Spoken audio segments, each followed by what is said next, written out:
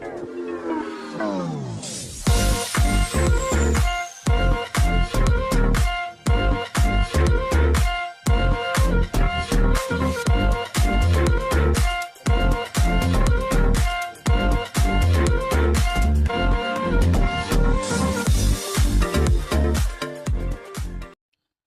sejahtera Malaysia, selamat datang ke channel Fels Lifestyle. Saudara-saudara, tuan-tuan dan puan-puan, heboh, kecoh, huru-hara baru-baru ini berkaitan dengan satu serbuan yang dilakukan di kediaman salah satu kepimpinan tertinggi Perikatan Nasional ataupun Bersatu dan juga adalah Ketua Pembangkang hari ini, yaitu Hamzah Zainuddin. Akhirnya, satu artikel ataupun berita mengesahkan rumah ataupun kediaman Hamzah Zainuddin diserbu. Dan kita juga tahu sebelum ini, Hamzah Zainuddin pernah dipanggil oleh Suruhanjaya Pencegahan Rasuah Malaysia. Nah, apa yang bermain di pikiran ramai orang, netizen, rakyat Malaysia? Pertama, kenapa beliau diserbu oleh LHDN? Dan kedua, adakah Hamzah Zainuddin memang benar-benar terlibat dengan salah laku yang besar? Nah, itu menjadi persoalan ramai orang. Nah, akhirnya saudara-saudara, berita susulan setelah kediaman Hamzah Zainuddin diserbu, ini penemuan yang paling menggemparkan rakyat Malaysia. Dalam satu artikel mengesahkan, LHDN serbu rumah Hamzah, rampas fail dokumen pemilikan aset. Kediaman Ketua Pembangkang Datuk Seri Hamzah Zainuddin didakwa diserbu pegawai Lembaga Hasil Dalam Negeri ataupun LHDN. Sumber itu juga berkata, ahli Parlimen Larut itu difahamkan berada di rumahnya di Damansara, Kuala Lumpur ketika serbuan yang dilakukan sepasukan pegawai kira-kira jam 11 pagi. Katanya, serbuan berkenaan dilakukan susulan terdapat beberapa cukai yang tidak dilaporkan. Terdahulu, sebuah portal melaporkan penguat kuasa LHDN turut merampas beberapa fail termasuk dokumen pemilikan aset dan akaun. Sementara itu, sumber LHDN ketika dihubungi berkata pihaknya kini tidak boleh mendedahkan apa juga maklumat terhadap kes yang membabitkan cukai. Kami tidak boleh mendedahkan apa juga maklumat ketika ini, katanya. Seperti yang kita tahu, bulan lalu ataupun sebelum ini, Hamzah mengesahkan beliau telah dipanggil oleh Suruhanjaya Pencegahan Rasuah Malaysia bagi memberi keterangan berhubung satu kes pendakwaan di Mahkamah Session Kuala Lumpur.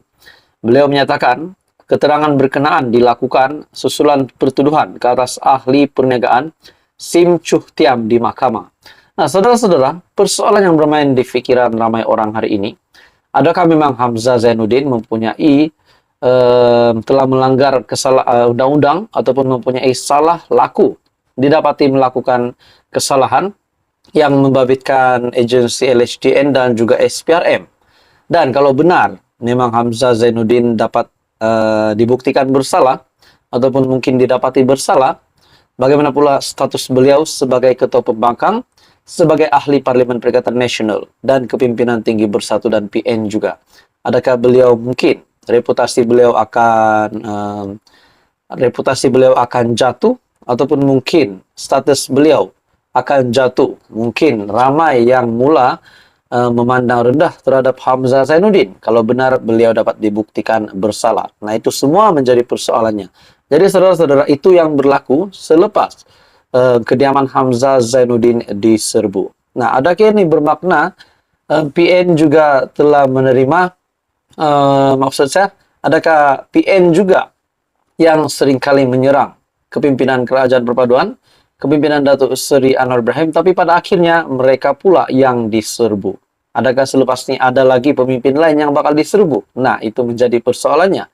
Jadi saudara-saudara, apa komen Anda? Teruskan bersama di dalam channel ini untuk info yang seterusnya. Jangan lupa tekan butang like, share, dan subscribe. Halo semua, salam sejahtera Malaysia. Selamat datang ke channel Fels Lifestyle. Terima kasih kerana memilih channel ini untuk mendapatkan info padu, info hangat, topik-topik yang menarik politik di Malaysia hari ini.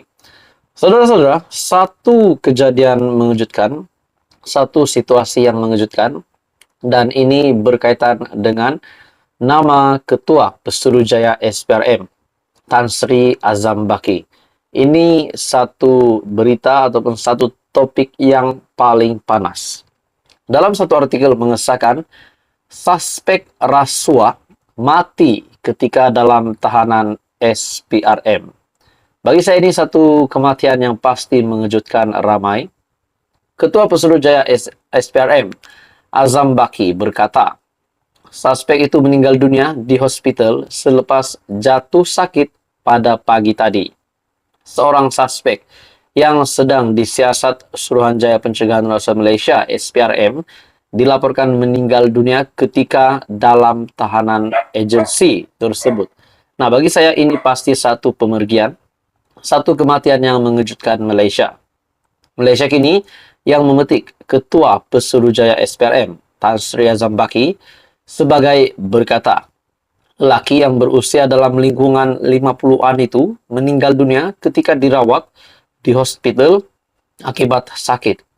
Jadi adakah ini juga satu topik yang panas ataupun kematian yang mengejutkan ramai orang? Mungkin mengejutkan kepada kepimpinan politik hari ini, mungkin mengejutkan Tun Dr. Mahathir, mungkin juga mengejutkan Muhyiddin Yassin dan Datuk Seri Anwar Ibrahim sebagai Perdana Menteri, dan mengejutkan ramai lagi. Dalam artikel ini, suspek tersebut dilaporkan ditahan oleh SPRM dan jatuh sakit pada pagi ketika berada di ibu pejabat agensi itu di Putrajaya. Lelaki ini antara 3 suspek yang ditahan semalam berkaitan kes pengubahan wang haram yang ada kaitan dengan aktiviti perlombongan mineral tanpa lesen di Pahang.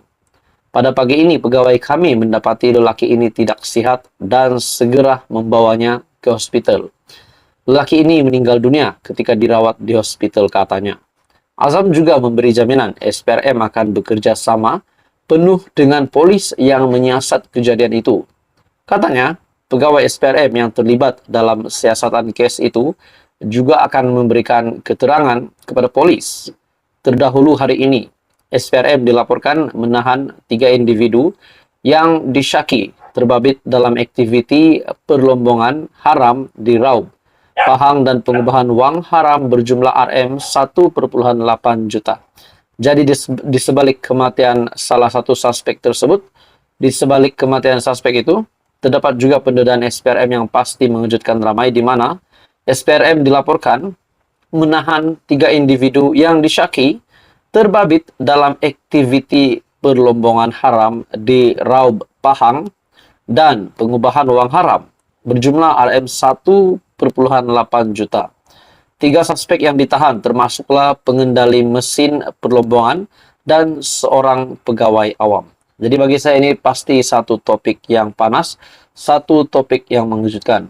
Di sebalik suspek rasuah tersebut yang mati ketika dalam tahanan SPRM, ada pendedahan lain SPRM berkaitan dengan pengubahan wang haram RM1,8 juta yang melibatkan penahanan 3 individu yang disyaki terbabit dalam aktiviti perlombongan haram di Raub, Pahang. Jadi saudara-saudara, apa komen Anda? Teruskan bersama di dalam channel ini untuk info yang seterusnya. Jangan lupa tekan butang like, share, dan subscribe.